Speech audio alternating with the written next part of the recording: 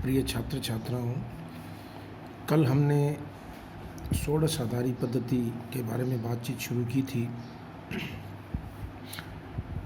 और मैंने कहा था इसमें 10 अंक तो वही हैं जो दशमलव आधारित पद्धति पर है। इसके अलावा ABCDEF ये 6 डिजिट और हम इसमें इस्तेमाल करते हैं, तो कुल मिलाकर 16 अंक इसका आधार होता है, अर्थात 16 अंक होंगे और इसका आधार 16 होता है।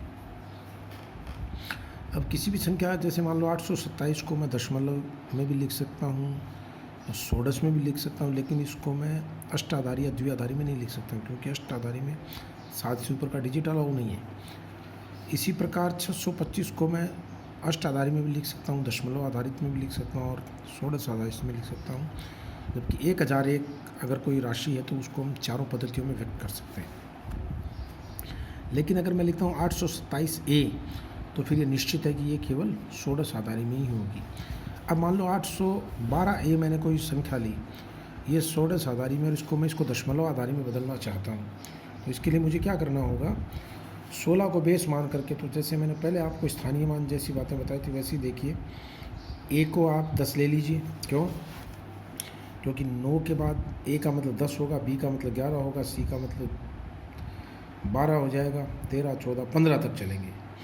तो आप ये देखिए, ये हो जाएगा A इंटू यानी 10 इंटू 16 की घात 0 प्लस 2 इंटू 16 की घात 1 प्लस 1 इंटू 16 की घात 2 और प्लस 8 इंटू 16 की घात 3। इसको मैं अगर सॉल्व करता हूँ तो मेरे पास ये 33,066 ये राशि प्राप्त होगी। यानी षोडश आधारी की ये संख्या बराबर दशमलव आधारी में ये संख्या।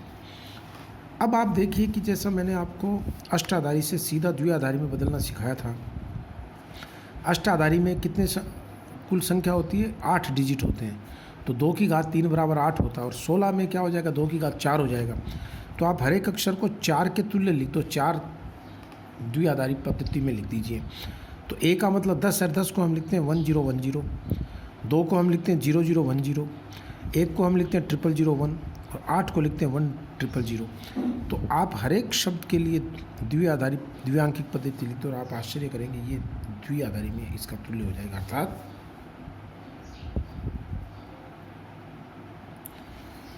812A षोडश आधारी बराबर, सीधा देखिए 8 को आपने लिखा 1000, 0001, 0101, 0010 और फिर 1010, ये द्विआधारी हो जाएगा। आप चाहे तो इसको आप एक्सपेंड करके कंफर्म कर लें, आप इससे ये प्राप्त हो जाएगा और इससे ये प्राप्त हो जाएगा।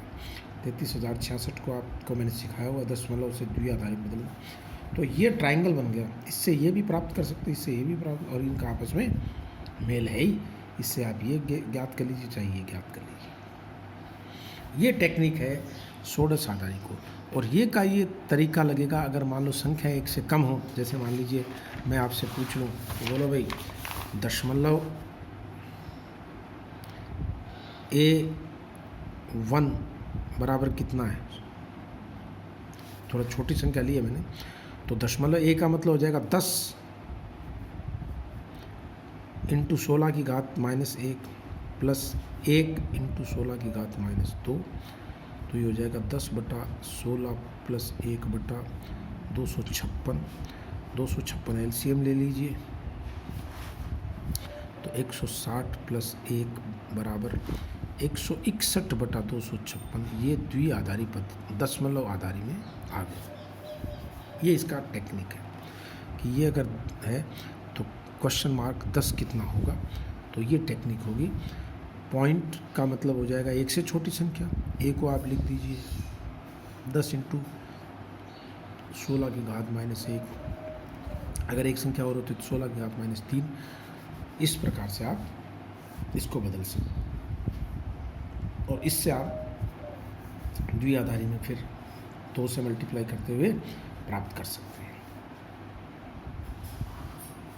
इस प्रकार हमने जो 4 पद्धतियां हैं उनका आपस में कनेक्शन दिया कि किस प्रकार एक पद्धति से दूसरी पद्धति में बदला जा सकता है, एक दूसरे से वो कैसे रिलेटेड हैं। इसके अलावा अब जो मैं आपको बताऊंगा या हम जो डिस्कस करेंगे वो है आंकिक परिपथ के ऊपर आधारित लॉजिक गेट्स या तार्किक परिपथ। तार्किक परिपथ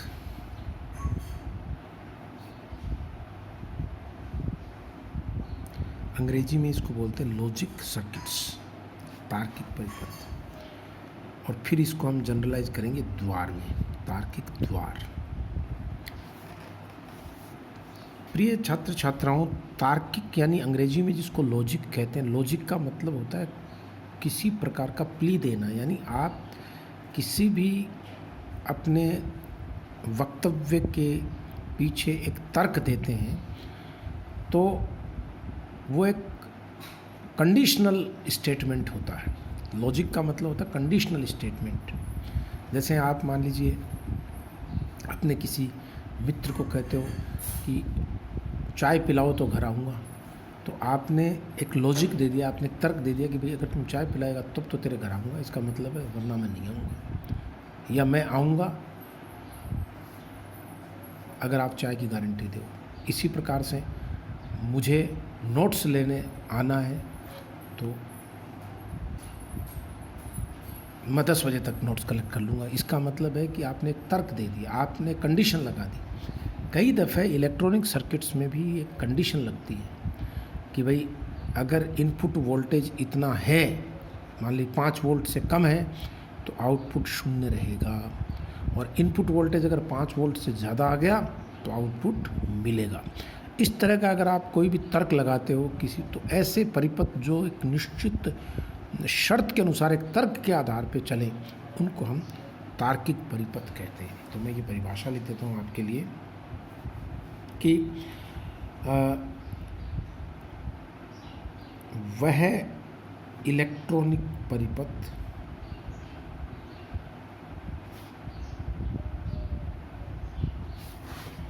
जो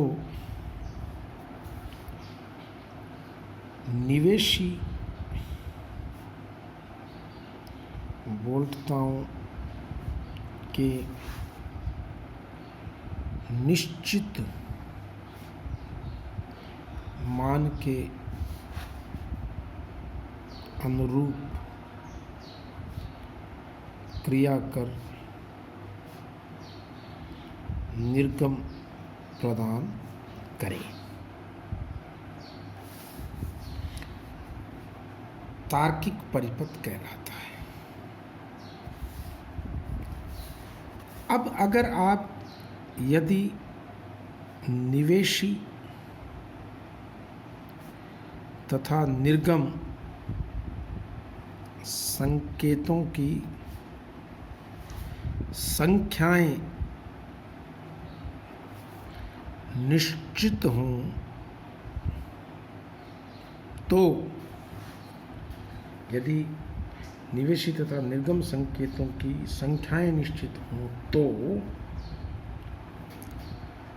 इसे तार्किक द्वार कहते हैं।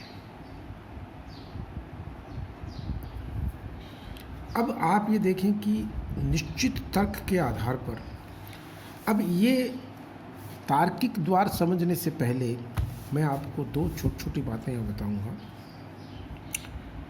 एक तो होता है एनालॉग सिग्नल।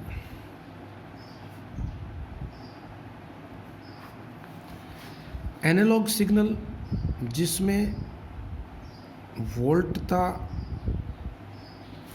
समय का सतत फलन हो, जैसे V बराबर V0 साइन ओमेगा t, ये सतत फलन है, एनालॉग फंक्शन है। दूसरा होता है डिजिटल सिग्नल, जिसमें वोल्टता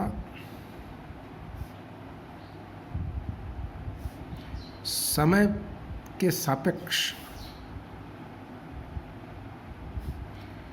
एक निश्चित मान पर रहे और अब्रप्ट चेंज हो। अब्रप्त परिवर्तन।